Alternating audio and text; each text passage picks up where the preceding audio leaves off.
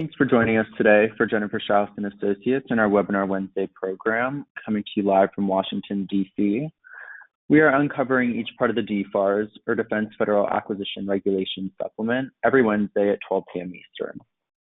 As you know, the DFARS are the rulebooks for contracting with the Defense Department. We're moving sequentially, starting with DFARS Part 201 in January and finishing with Part 253 in December. Our webinars are every Wednesday and are provided complimentary. They are recorded and can be downloaded from our website and YouTube channel, which now holds over 450 of our government contracting webinars. In the interest of time, we do not take questions, so if you have questions for our speaker, we will have his information on the last slide of the presentation today.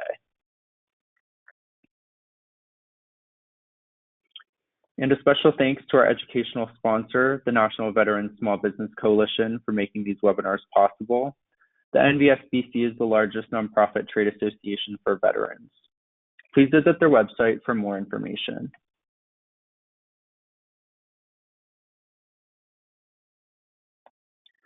Virginia PTAC at GMU offers free one-on-one counseling to firms in Virginia on federal, state, and local procurement topics. Online resources and group trainings are free with no restriction on business location. If you are interested in learning more, please use the links provided to explore what PTAC can offer.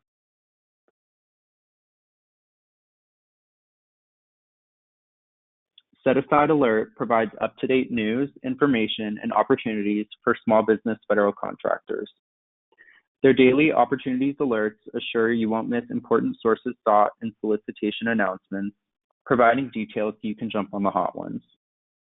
Every 2 weeks, they deliver concise breaking news, events, regulations, and teaming opportunities.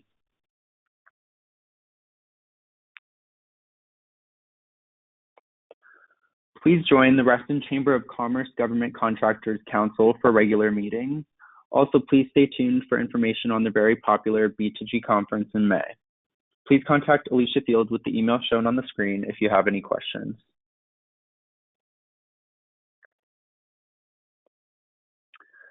Federal contracting is a relationship game.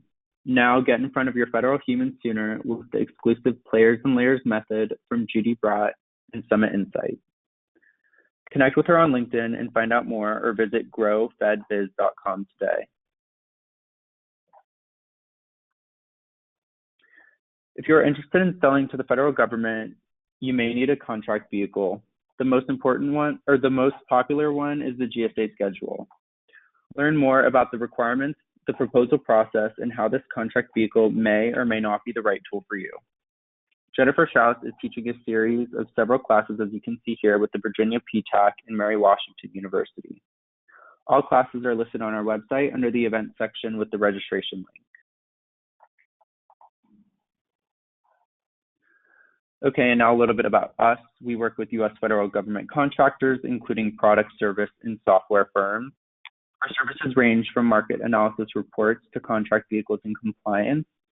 More information can be found on our website.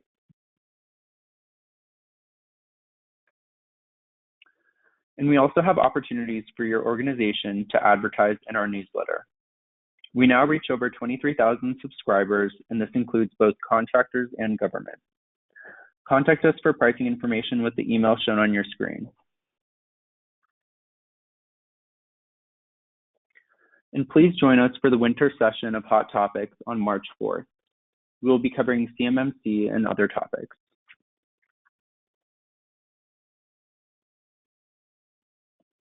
I also wanted to inform you of a new series in 2021 this year. We have launched a monthly series called the GovCon Live Q&A Cafe. This is a live webinar series held each month, and these will take place on the second Friday of each month in 2021 at 12 p.m. Eastern. We have assembled a group of 4 panelists who are subject matter experts on a specific federal contracting topic. The panelists will make a short presentation about the topics listed here on your screen, and then take your live questions about that topic. So for example, our panelists covered OTA this month, and next month on March 12th, our panelists will be covering bid protests. Our panelists include attorneys, consultants, and other industry professionals and you can sign up on our website under the Q&A Cafe tab. Sponsorships are available, and you can email hello@jenniferschaus.com for a media kit with pricing details. Also note you can use code DFARS for a $15 discount on this series. Okay, and now to introduce our speaker, Jeffrey Shio. Welcome, Jeffrey. We are glad to have you here with us today, and I'll now turn the floor over to you. Great, thanks so much, Hunter. Today's topic is going to be the DFARS Part 208, and it actually kind of dovetails with one of the programs it sounded like Jennifer Schaus was putting on in the near future, the multi-part program about the GSA federal supply schedule. That is a big part of what happens under DFARS Part 208, but it's not all that happens. And we'll go through here over the next maybe 35, 45 minutes over all that is within the DFARS Part 208. Next slide, please. The title of DFARS Part 208 is Required Sources of Supply. And I think it's helpful to give context and kind of maybe flip back and forth from the FAR to the DFARS, because there always is some symmetry between them. But you'll see here just the outline of the topics that are covered in the DFARS, and we'll talk on the next slide about FAR Part 8. But 208.002, the first thing, talks about two specific things that are pertinent for DoD that aren't really pertinent for other entities, other agencies using FAR Part 8. We'll get into those in more detail. They actually end up showing up as the last two bullets here: use of government-owned precious metals and enterprise software agreements. I'm sorry, actually it's coordinated acquisition and enterprise software agreements. But the rest of them track parts of the FAR Part 8. So federal supply schedules at 208.4 tracks, as does 208.6, acquiring items from the federal prison industries. That topic of significant market share is what we'll cover there. You may have heard of federal prison industries being described as UNICOR. That's sort of the name for it. Similarly, there is a subpart here that deals with acquisition from nonprofit agencies employing people who are blind or severely disabled. That is the statutory name of the entity, which sort of does business as Ability One. We'll talk about that a bit. Coordinated acquisition and how that is accomplished. Army has a role to play, the Navy has a role to play, etc. For each of them, with specific areas where, for administrative convenience and kind of overall rational process, you'll see different purchasing requirements handled by each of those different entities. NASA is covered here. That is actually special to DoD, although it doesn't show up in the 208.002. NASA has the ability to use, in essence, DoD contracting and resources per that subpart. Government-owned precious metals we'll talk about, and then the enterprise software agreements under the DoD ESI program. Next slide, please.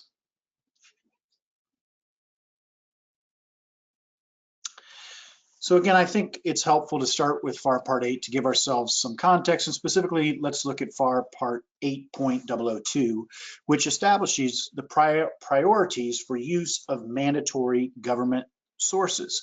This is very important. I think there are a lot of people, probably maybe some folks even listening today or who might watch this presentation, who don't know that there is a particular order in which the government is supposed to procure things. And that's where every decision of how am I going to meet my needs should start, is what are the priorities for mandatory government uses, and I should go use those if I can.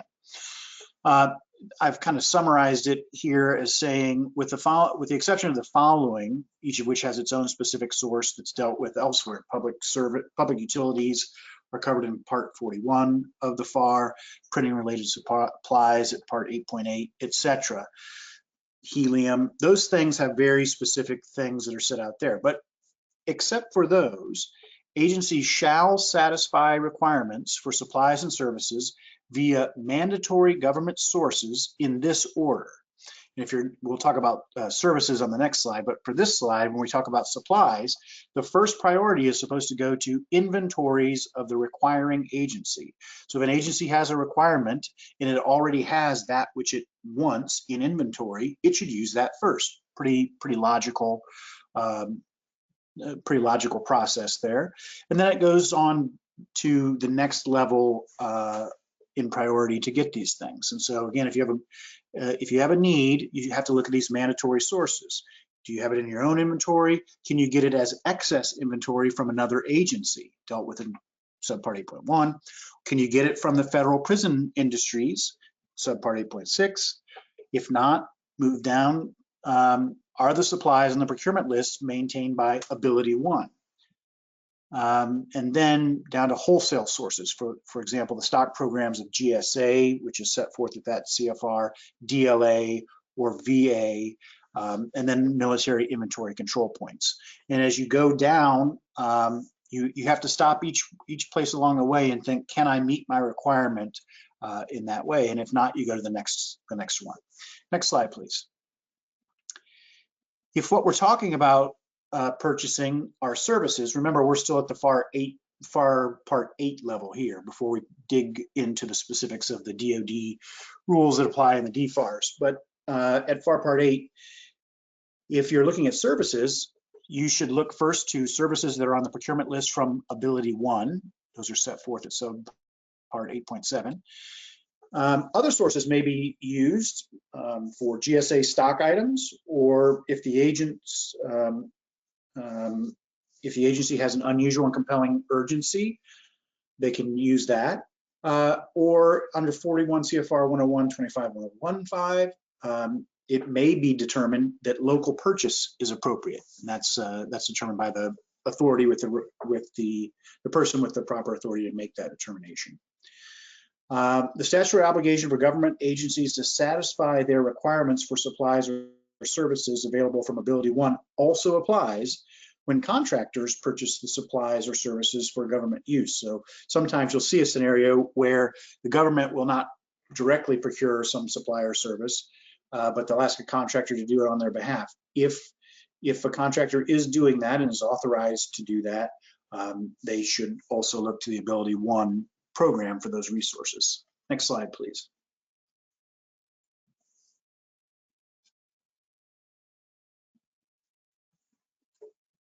That mandatory purchasing precedence that we just looked at from FAR Part 8 applies to DoD just like it does to any other agency. But then DoD takes off from that point in the DFARS. And that's the specific language that says that the mandatory government sources should be used in the descending order of priority. And then DFARS 208.002, this is the first part of the index that we looked at on the first slide. We talk about subpart 20870, coordinated acquisition, and subpart 2874, enterprise software agreements. Those are really, from a policy perspective, the only things that the DFARS sets out as specific for DoD under the DFARS, and coordinated acquisition is, well, really both of these. Coordinated acquisition is a very complex, kind of very structured system, as is DoD's attempt to have a rational system for enterprise software agreements. So we'll talk about those in turn as we go through the different parts of the DFARS. Next slide, please. All right, let's come back again to FAR 8.4, again, to give ourselves context. What it says is for 208.4, so we're going to look at 208.4, but let's look at FAR 8.4. The Federal Supply Schedule Program is directed and managed by GSA. I think most folks know that. And it provides federal agencies with a simplified process for obtaining commercial supplies and services. That's important because the government is supposed to procure commercial items to the maximum extent practicable at prices associated with volume buying. So you use that GSA schedule to get that broader purchasing power of the government, and hopefully to get better prices than the government could get if it were doing these as one-off procurements. These are indefinite delivery contracts that are awarded to provide these supplies and services at stated prices. So there is GSA schedule pricing or federal supply schedule pricing, not always through the GSA. Sometimes it's through the VA, who has the ability to do that as well for a given period of time. Parts 13, these are FAR parts. FAR Part 13, which is simplified acquisitions, 14, which is sealed bidding, 15 for competitive, full and open competitive negotiated acquisitions, and FAR Part 19, small business rules, with specific exceptions, because there are exceptions, do not apply to BPAs or orders placed against the federal supply schedules, but see FAR 8405-5. What that says is if you're going to procure from the federal supply schedule program, a lot of the kind of referencing back and forth and making sure that you're meeting this requirement or that is alleviated, because this is meant to be a streamlined process. BPAs and orders placed against a MAS, so multiple award schedule, just a different name for the federal supply schedule, are considered to be issued using full and open competition. So when you're establishing a BPA or placing orders under the federal supply schedule, the ordering activities shall not seek competition outside the schedules or synopsize requirement. What, again, we're trying to get this streamlined process here under 8.4, which then translates into 208.4. And when you're using that process, you're not supposed to go out and advertise it to the world. It's supposed to be focused on those pre-qualified offerors who have, or actually quoters, who have these stated prices for a given period of time. FAR 8.405 sets out the different procedures that are supposed to be used for ordering under the federal supply schedule. 405.1 applies to supplies and services that do not require a statement of work. Typically supplies will never require a statement of work, or they shouldn't require a statement of work. Services may. If there are services requiring a statement of work, those are dealt with under 8.405-2. And if what you're trying to get is a BPA so that you can do multiple purchases over time, then you use 8.405-3. Next slide, please. So that's slide 1 of 3 here, talking about 208.4, and I really, again, was focused on the FAR 8.4 piece. But now once you dig into the DFARS, you'll see that it really is an exercise in cross-referencing. So remember, 404 is tied to the federal supply schedule, and as you read down it, you read A1. If there's only one offer received for an order that is above the simplified acquisition threshold, then follow those procedures at 215.371. So that causes you to flip in your DFARS or to click the link if you're looking at this online and see exactly what your obligations are over there. You'll see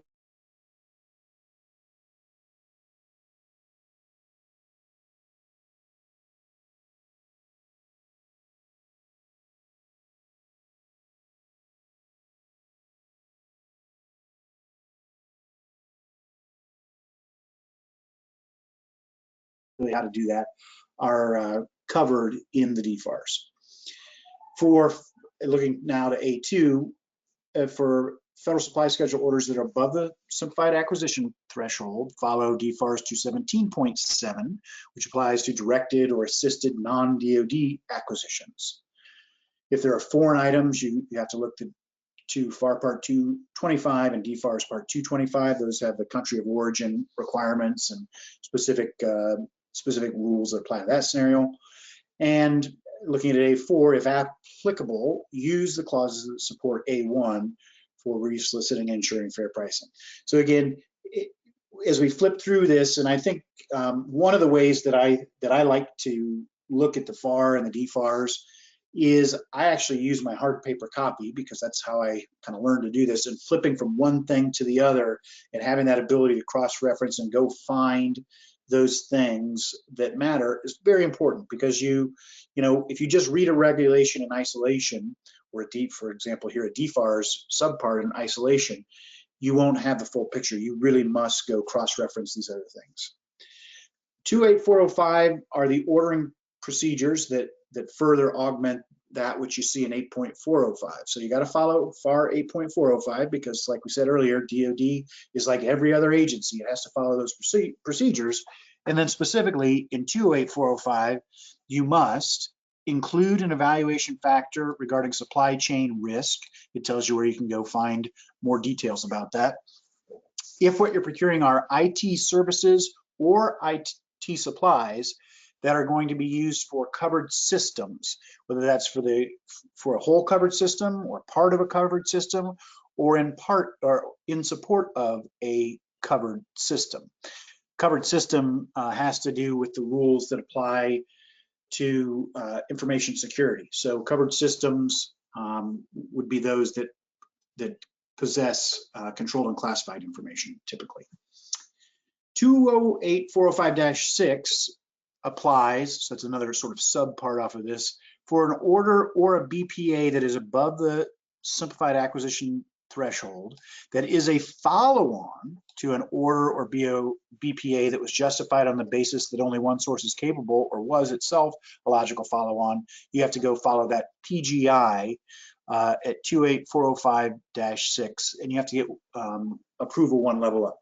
So let me talk a little bit about this to make sure we all kind of understand the way this works. I had just talked about kind of cross-referencing back and forth between the FAR to the DFARS, and if you have to go to another level down, you end up going to the PGI. And so these PGIs establish, they sit within the DFARS. Oftentimes they're kind of temporary in nature until something gets fully implemented in the DFARS, or they kind of reflect more specific guidance. And their numbering scheme, as you'll see here, actually matches one-to-one to the DFARS part that they refer to. So again, what this is saying is, if what you have already done is done a follow-on contract, you can't just use that follow-on justification ad infinitum. You've got to at least look at it again and get approval one level above whoever was the approval authority the last time you said there's only one source for this requirement. Next slide, please. All right, this is the third and last slide of this section that talks about 2.8.4, again, which is tied to the federal supply schedules. The ordering activity responsibility. So this is the entity that needs to order the goods.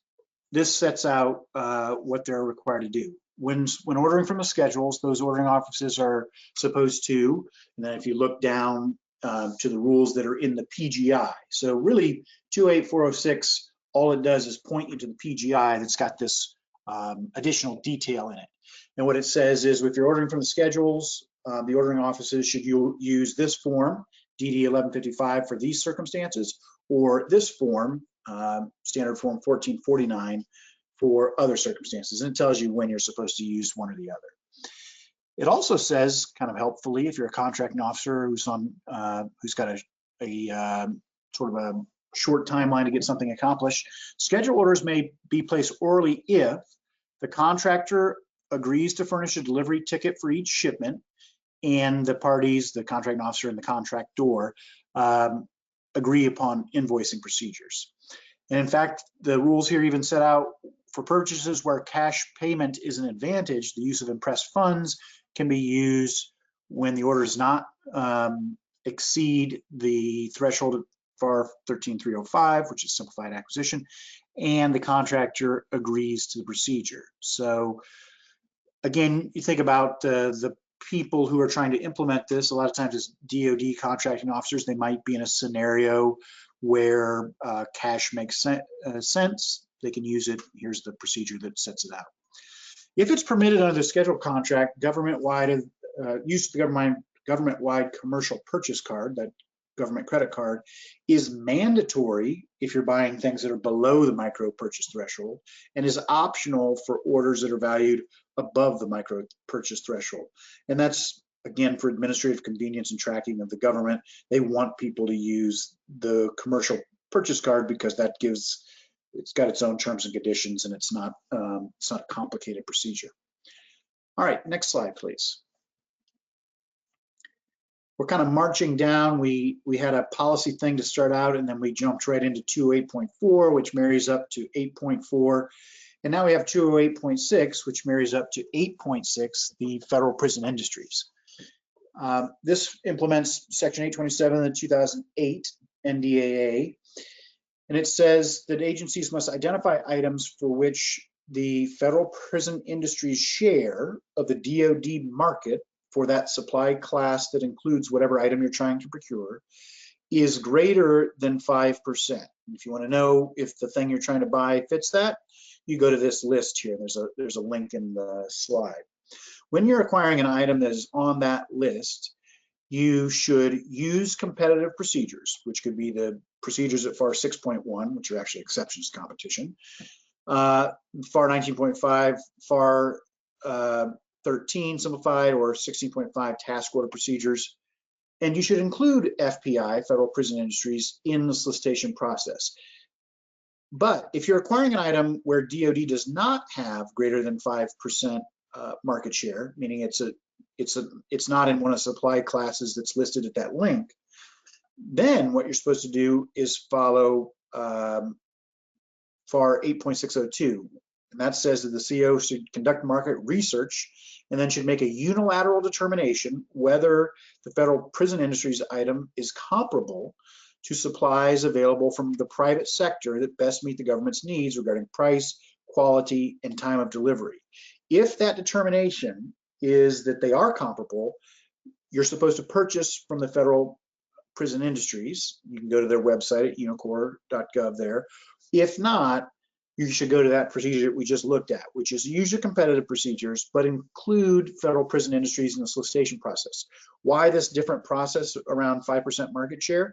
I guess the intent here is if the federal prison industry already has greater than 5% market share, DoD is not as worried about you giving the federal prison industry the first shot at it. They've already got greater than 5% market share.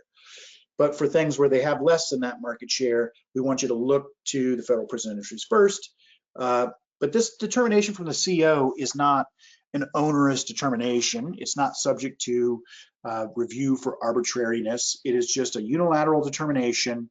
Do I think that the federal prison industry can give me comparable supplies from the context of price, quality, and time of delivery? Next slide, please.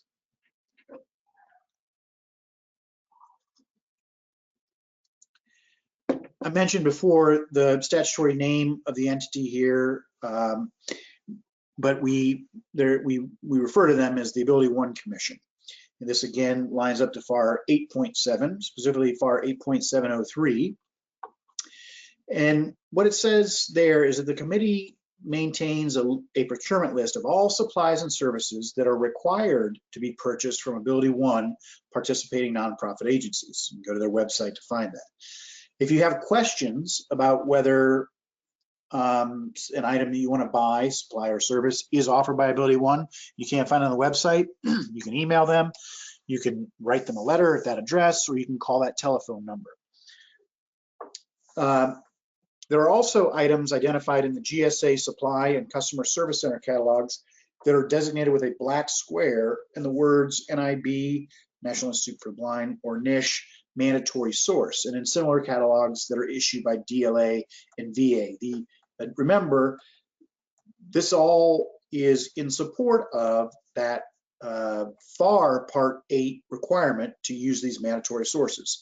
And if we have gotten to this level of the mandatory sources, meaning that it wasn't in our own supply, we couldn't get it as excess supply from another agency, etc., we couldn't get it on the GSA schedule, we couldn't get it from the federal prison industries. Now we're looking at Ability One as the next in this hierarchy to do these buying requirements.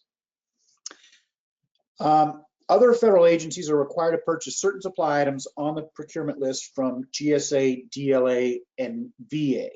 So we just said that they're denoted with that black square in some of those catalogs. Other agencies are required to purchase those supply items.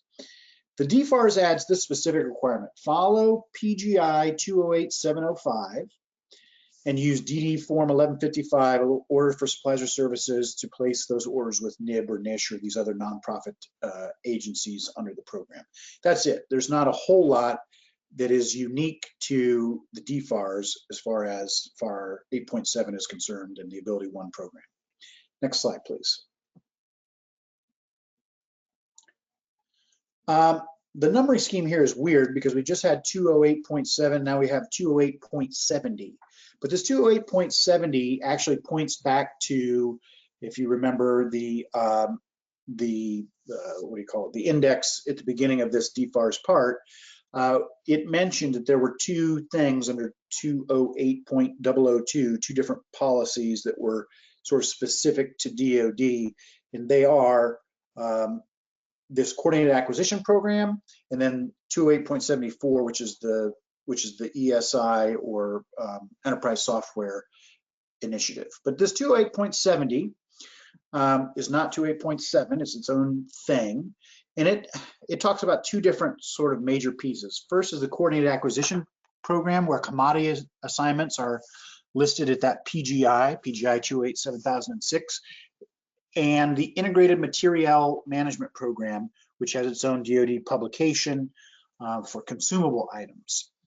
An important thing to understand as you kind of work through this requirement is that there are acquiring departments and there are requiring departments. So somebody requires it, somebody else acquires it. 208/7002 talks about the assignment authority. And again, this coordinated acquisition is supposed to be about commodities. How are we going to buy these commodities that are needed? Well, let's have the Air Force be in charge of buying some things, and the Army be in charge of buying other things, and the Navy or DTRA be in charge of buying other things. And if we do it that way, then there could be sort of like an Army warehouse full of widgets. And there could be an Air Force warehouse full of widgets, instead of everybody, each service maintaining its own widget warehouses. These commodity assignments are made to a single DoD department, agency, or perhaps the GSA. The assignments to the departments and the agencies of DoD are made by the Deputy Undersecretary of Defense for Logistics. The same Deputy Undersecretary of Defense also makes assignments to GSA through memorandum of understanding, or just an agreement between those parties. For OCONUS procurements, it's made by the unified commanders. They make the commodity assignments. And within the continental United States, if it's not otherwise assigned, the agency heads can decide for and among themselves, hey, you do this and I'll do that. These agreements can be one time or they can be continuing. And the vehicle that's often used, or sort of is used for the moving back and forth of monies and to procure these things, are military interdepartmental purchase requests from one department to the other. And those MIPRs can be oral. Next slide. Coordinated acquisition, like an earlier section, is a little complicated, so we got 3 slides devoted to it. This second slide talks about the acquiring department responsibilities, and the next we'll look at the requiring department responsibilities. So the acquiring department, those who are responsible for going out and buying these things, they figure out what they're supposed to do by reference to the PGI at 208.7002-1. The acquiring department generally is responsible under coordinated acquisition for operational aspects of acquisition planning, phasing the requirements, consolidating or dividing requirements, analyzing the market, determining patterns for the phase placement of orders to avoid unnecessary production fluctuations and meet the needs of the requiring departments at the lowest price. You can think about that as, let's just use the Navy, for example. The Navy, let's say, is responsible for buying rope, like really strong rope, because they need it for the lines on ships. Other people might need rope, but the Navy can kind of look at what its needs have been over time, and instead of saying, I need a gazillion feet of rope this year, they can say, well, every year we use about so much, so let's phase our acquisition this way.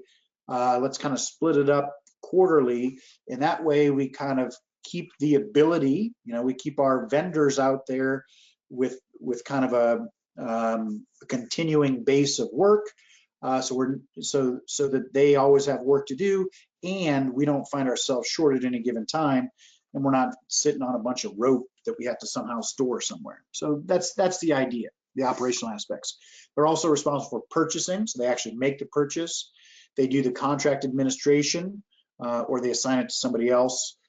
That includes things like expediting inspection or transportation.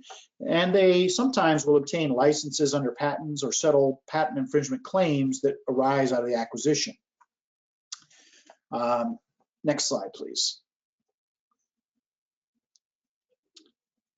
Now we'll talk about the requiring department's responsibilities. So they are responsible for ensuring compliance with the order of priority in FAR 8.001 before submitting a requirement to the acquiring department. So they have to say, do I already have this in my current inventory?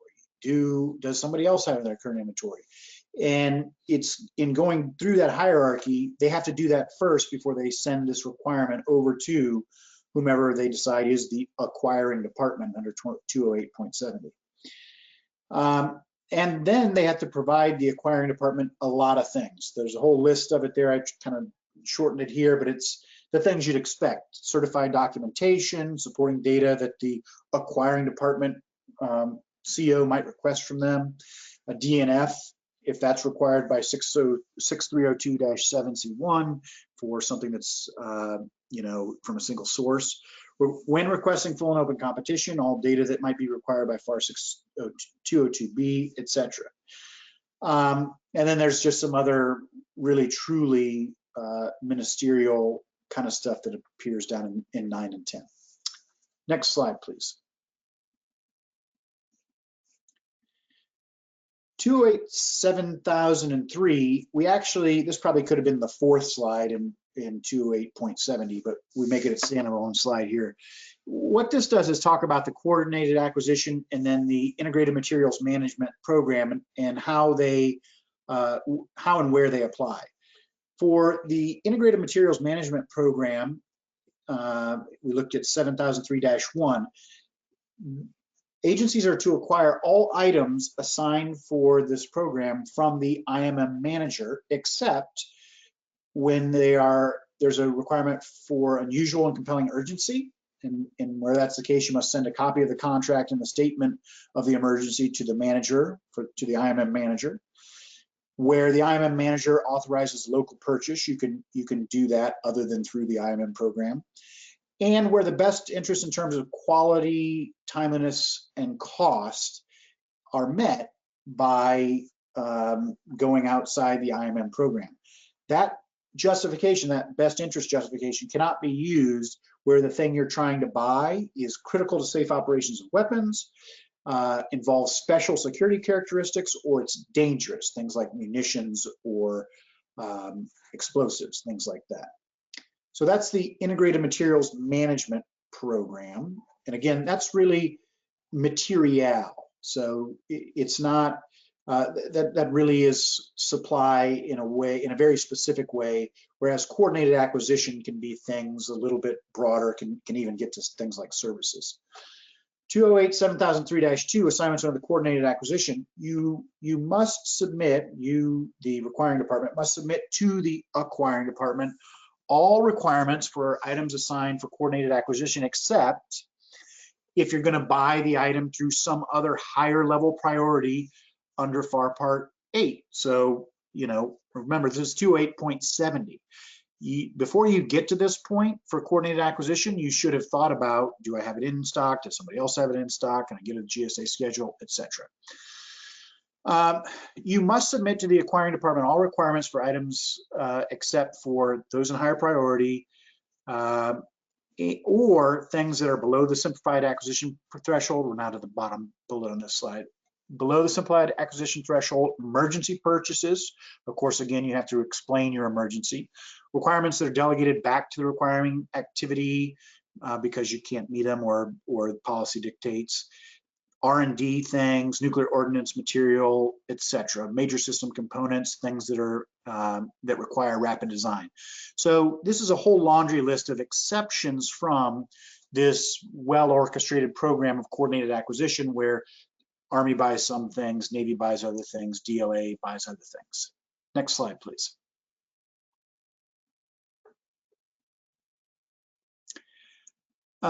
This gets into, and again, this could have been the 5th slide, I guess, in 208.70. This gets into the procedures that you follow. Again, there's a PGI that spells them out. It talks about the MIPR procedures at 208-7005, and then it talks about the coordinated acquisition assignment. So if you went to that PGI 208-7006, you'd see this very long list under Part 1 of things that the Army buys, Part 2, things that the Navy buys, Part 3, Air Force, etc. And so if you find yourself in a position of either wanting to buy, you're responsible for a purchasing effort, you'd want to look to this to see who has assignment responsibility. And if you're looking to sell something that is this kind of coordinated acquisition item, you might want to figure out which agency has responsibility for that so that you can better position yourself to sell to that acquiring agency under the coordinated acquisition framework. Next slide, please. So coordinated acquisition in the integrated materials management program is probably the most complicated and unique DFARS specific requirement for these mandatory purchasing.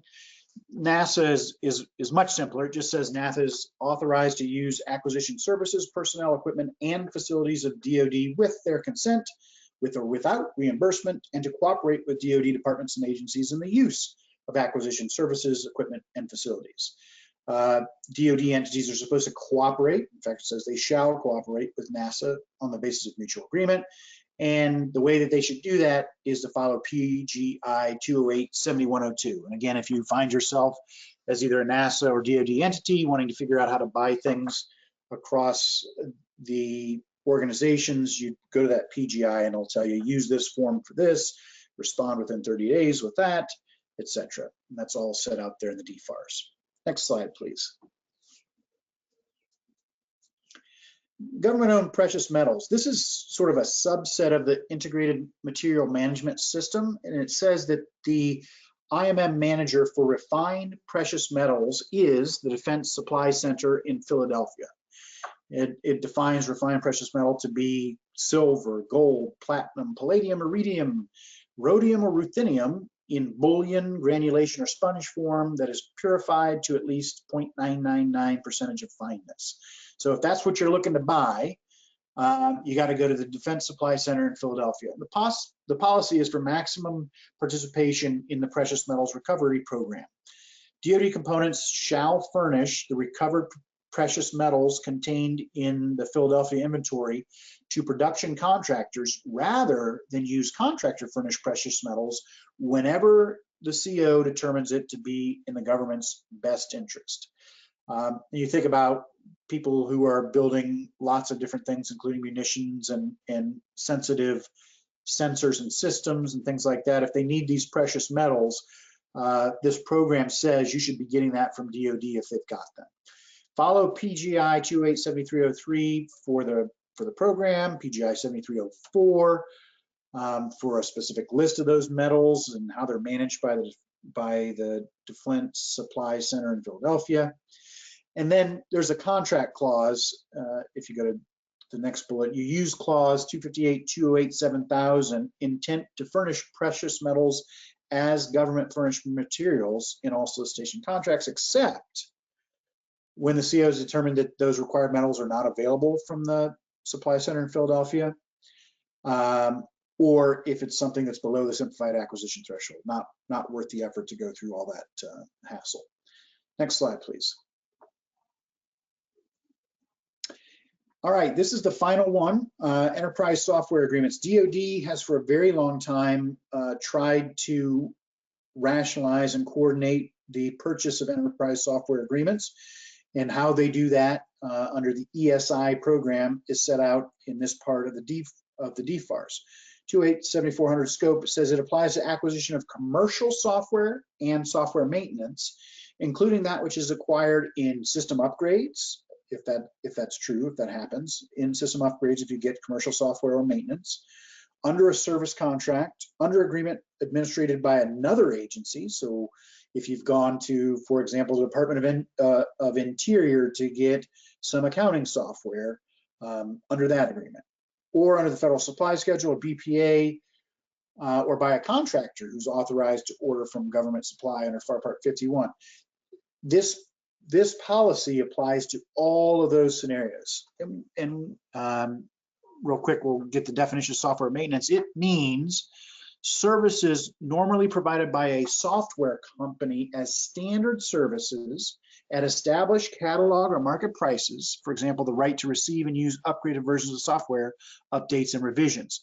So again, this is a pretty narrow thing that they're talking about. If you're trying to get commercial software or this maintenance that normally goes with that software in the commercial marketplace, you got to use this system. In general, it says DoD entities shall fulfill the requirements for commercial software and related services in accordance with the ESI initiative available at that website. And actually, if you look at the current DFARS, it's got the wrong website. This is the right website.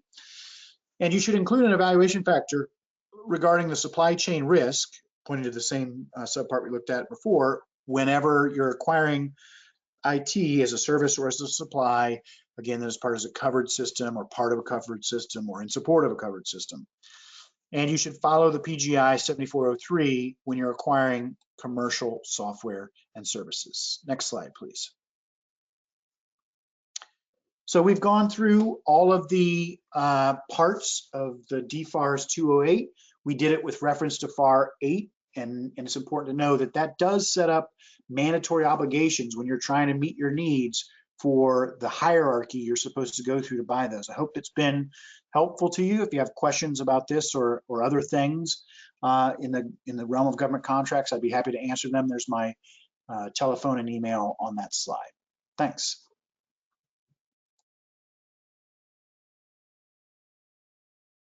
Thank you, Jeffrey, for a great presentation and sharing your time with us today. And thank you to everyone who joined us for this webinar. The recording will be on our website and YouTube channel within the next 24 hours. And please join us next week as we cover more parts of the DFARS.